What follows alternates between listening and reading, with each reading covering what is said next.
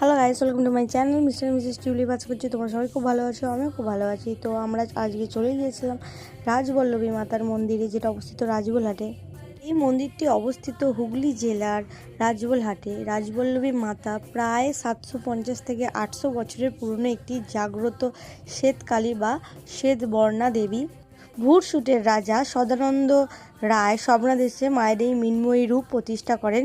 দেবীর এক পায়ে কাল ভৈরব ও অন্য পায়ে বিরূপাক্ষ শিবের উপর, এবং তিনি কালী, দুর্গা ও সরস্বতীর মিলিত রূপ হিসেবে পূজিত হন।